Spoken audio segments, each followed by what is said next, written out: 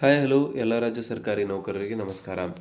ಸ್ನೇಹಿತರೆ, ಇವತ್ತಿನ ಒಂದು ವಿಡಿಯೋದಲ್ಲಿ ರಾಜ್ಯ ಸರ್ಕಾರಿ ನೌಕರರಿಗೆ ಇಂಪಾರ್ಟೆಂಟ್ ಆಗಿರುವಂಥ ಅಪ್ಡೇಟ್ ಬರ್ತಾ ಇರುವಂಥದ್ದು, ಒಂದು ಅಧಿಕೃತವಾಗಿರುವಂಥ ಆದೇಶವನ್ನು ಕರ್ನಾಟಕ ಸರ್ಕಾರದ ಕಡೆಯಿಂದ ಹೊರಡಿಸಲಾಗಿದೆ. ಸೊ ಇದರಿಂದ ಹಲವಾರು ಸರ್ಕಾರಿ ನೌಕರರಿಗೆ ಇಲ್ಲಿ ಲಾಭ ಆಗಲಿದೆ ಅಂತಲೇ ಹೇಳ್ಬೋದಾಗಿದೆ. ಸೊ ಹಾಗಾದರೆ ಏನಿದೆ ಈ ಒಂದು ನ್ಯೂಸು, ಯಾವ ರೀತಿಯಾದಂಥ ಅಪ್ಡೇಟನ್ನು ಸರ್ಕಾರದ ಕಡೆಯಿಂದ ನೀಡಲಾಗಿದೆ ಮತ್ತು ಇದರಿಂದ ನಿಮಗೆ ಯಾವ ರೀತಿಯಾಗಿ ಬೆನಿಫಿಟ್ ಆಗುತ್ತೆ, ಎಲ್ಲ ಒಂದು ವಿಷಯಗಳಿಗೆ ಸಂಬಂಧಿಸಿದಂತೆ ಇವತ್ತಿನ ಒಂದು ವಿಡಿಯೋದಲ್ಲಿ ನಾವು ಡಿಸ್ಕಸ್ ಮಾಡೋಣ. ಸೊ ಹಾಗಾಗಿ ವಿಡಿಯೋನ ಕೊನೆವರೆಗೂ ನೋಡಿ ಮತ್ತು ಚಾನಲ್ನ ಇನ್ನೂ ಸಬ್ಸ್ಕ್ರೈಬ್ ಆಗಿಲ್ಲ ಅಂದರೆ ದಯವಿಟ್ಟು ಸಬ್ಸ್ಕ್ರೈಬ್ ಮಾಡ್ಕೊಳ್ಳಿ. ಸರ್ಕಾರಿ ನೌಕರರು ಮತ್ತು ಪಿಂಚಣಿದಾರರಿಗೆ ಉಪಯುಕ್ತವಾಗಿರುವಂಥ ಮಾಹಿತಿಯನ್ನು ನಾವು ನೀಡ್ತಾ ಇರ್ತೇವೆ. ಸೊ ಇಲ್ಲಿ ನೋಡ್ತಾ ಇರುವಂಥದ್ದು 2 ಪುಟಗಳ ಒಂದು ಅಧಿಕೃತವಾಗಿರುವಂಥ ಆದೇಶವನ್ನು ಇಂದು ಹೊರಡಿಸಲಾಗಿದೆ. ಸೊ ವಿಷಯ ಬಂದ್ಬಿಟ್ಟು ಇಲ್ಲಿ ನೀವು ನೋಡ್ತಾ ಇರುವಂಥದ್ದು ಡಿಫೈನ್ಡ್ ಪಿಂಚಣಿಗೆ ಪರಿಗಣಿಸುವ ಕುರಿತು ಅಂತ. ಸೊ ಡಿಫೈನ್ಡ್ ಪಿಂಚಣಿಗೆ ಬೇಸಿಕಲಿ ಪರಿಗಣಿಸುವುದಕ್ಕೆ ಸಂಬಂಧಿಸಿದಂತೆ ಒಂದು ಅಧಿಕೃತವಾಗಿರುವಂಥ ಆದೇಶ ಹೊರಡಿಸಿದ್ದಾರೆ. ಸೊ ಇಲ್ಲಿ ನೀವು ನೋಡ್ತಾ ಇರುವಂಥದ್ದು ಡಿಫೈನ್ಡ್ ಪಿಂಚಣಿಗೆ ಪರಿಗಣಿಸುವ NPS ಖಾತೆಯಲ್ಲಿನ ಮೊತ್ತವನ್ನು GPF ಖಾತೆಗೆ ವರ್ಗಾಯಿಸುವ ಕುರಿತು ಈ ಒಂದು ವಿಷಯ ಬರ್ತಾ ಇದೆ. ಸೊ ಮೇಲ್ಕಂಡ ವಿಷಯಕ್ಕೆ ಸಂಬಂಧಿಸಿದಂತೆ ಉಲ್ಲೇಖಿತ ಪ್ರಸ್ತಾವನೆ ಕಡೆಗೆ ತಮ್ಮ ಗಮನ ಸೆಳೆದಿದೆ. ಡಿಫೈನ್ಡ್ ಪಿಂಚಣಿಗೆ ಪರಿಗಣಿಸುವ NPS ಖಾತೆಯಲ್ಲಿನ ಮೊತ್ತವನ್ನು GPF ಖಾತೆಗೆ ವರ್ಗಾಯಿಸುವಂತೆ ಕೋರಿದ್ದು ಪ್ರಸ್ತಾವನೆಯನ್ನು ಪರಿಶೀಲಿಸಲಾಗಿ ಈ ಕೆಳಕಂಡ 6 ಅಂಶಗಳಿಗೆ ಮಾಹಿತಿ ದಾಖಲೆಗಳನ್ನು ಒದಗಿಸುವಂತೆ ತಮ್ಮನ್ನು ಕೋರಲು ನಾನು ನಿರ್ದೇಶಿಸಲ್ಪಟ್ಟಿದ್ದೇನೆ ಅಂತ ಹೇಳ್ತಿದ್ದಾರೆ. ಸೊ NPS ಖಾತೆಯಲ್ಲಿ ಏನೋ ಸರ್ಕಾರಿ ನೌಕರರ 10% ಮತ್ತು ಸರ್ಕಾರದ 14%, ಹೀಗೆ ಒಂದು ತಿಂಗಳಿಗೆ 24% ವಂತಿಗೆಯನ್ನು ಕಟಾವು ಮಾಡಿ ಏನು ಜಮೆ ಮಾಡಲಾಗಿದೆ, ಅದನ್ನು GPF ಖಾತೆಗೆ ವರ್ಗಾಯಿಸುವುದಕ್ಕೆ ಇಲ್ಲಿ ಆದೇಶವನ್ನು ಹೊರಡಿಸಲಾಗ್ತಾ ಇದೆ. ಸೊ ಅದಕ್ಕೆ ಸಂಬಂಧಿಸಿದಂತೆ 6 ಪಾಯಿಂಟ್ಗಳನ್ನು ಇಲ್ಲಿ ನೀಡ್ತಿದ್ದಾರೆ ನೋಡಿ. ಮೊಟ್ಟ ಮೊದಲನೇದಾಗಿ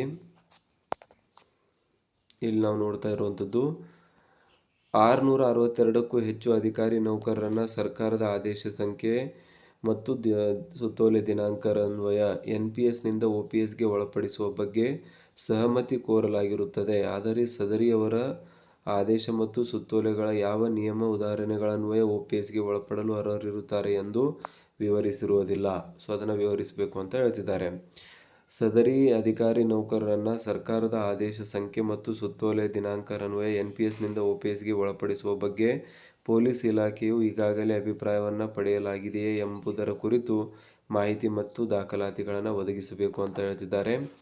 ಮೇಲೆ ವಿವರಿಸಿರುವಂತೆ ಸರ್ಕಾರದ ಆದೇಶ ಸಂಖ್ಯೆಯಿಂದ ಅನ್ವಯ NPSನಿಂದ OPSಗೆ ಒಳಪಡುವ ಬಗ್ಗೆ ಈಗಾಗಲೇ ಸಹಮತಿ ಪಡೆಯದೇ ಇದ್ದ ಪಕ್ಷದಲ್ಲಿ ಸದರಿ ನೌಕರರು ಅಧಿಕಾರಿಗಳನ್ನು ಸರ್ಕಾರದ ಆದೇಶ ಸಂಖ್ಯೆ 17/2/2021 ಸುತ್ತೋಲೆ ದಿನಾಂಕರನ್ವಯ ಅಥವಾ ಸರ್ಕಾರಿ ಆದೇಶ ಸಂಖ್ಯೆ 24ರನ್ವಯ OPSಗೆ ಒಳಪಡಿಸಲು ಅವಕಾಶ ಇದೆಯೇ ಎಂದು ಪರಿಶೀಲಿಸಬೇಕಾಗುತ್ತದೆ ಎಂದು 3ನೇ ಪಾಯಿಂಟ್ ಇದೆ.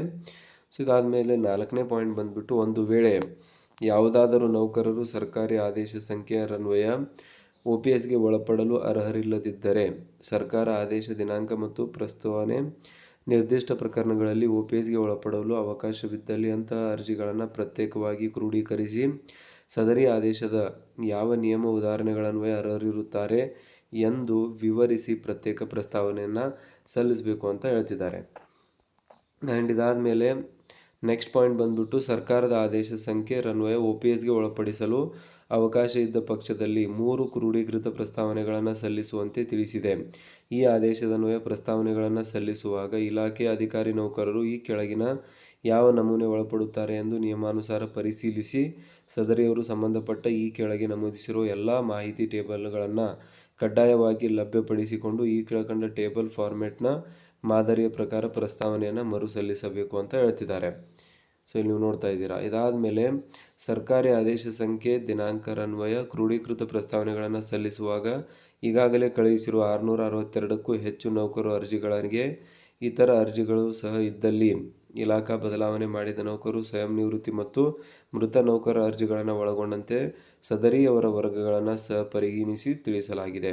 ಸೊ ಮುಂದುವರೆದು, ಅಧಿಕಾರಿ ನೌಕರರು NPSನಿಂದ OPSಗೆ ಒಳಪಡಿಸುವ ಸಂಬಂಧ ಈ ಎಲ್ಲ ಮಾಹಿತಿ ದಾಖಲಾತಿಗಳನ್ನು ಹಾಗೂ ಕ್ರೋಢೀಕೃತ ಪ್ರಸ್ತಾವನೆಯನ್ನು ದಿನಾಂಕ 30/4/2026 ಒಳಗಾಗಿ ಸಲ್ಲಿಸತಕ್ಕದ್ದು. ನಮಗೆ ಸರ್ಕಾರ ಅರಣ್ಯ ಕಾರ್ಯದರ್ಶಿ, ಒಳಾಡಳಿತ ಇಲಾಖೆ, ಪೊಲೀಸ್ ಸೇವೆಗಳು, P ಅಂತ ಇಲ್ಲಿ ಪದ್ಮ S. ಸೊ ಇವರ ಒಂದು ಆದೇಶ ನೋಡ್ತಾ ಇದ್ದೀರಾ. ಸೊ ಕೆಲವೊಂದಿಷ್ಟು ನೌಕರರಿಗೆ NPSನಿಂದ ಡಿಫೈನ್ಡ್ ಪಿಂಚಣಿಗೆ OPSಗೆ ಹೋಗುವಂಥ ಅವಕಾಶವನ್ನು ನೀಡಲಾಗಿತ್ತು. ಸೊ ಅಂಥವರಿಗೆ ಈ ಒಂದು ಗೈಡ್ಲೈನ್ಸ್ಗಳನ್ನು ನೀಡಲಾಗಿದೆ.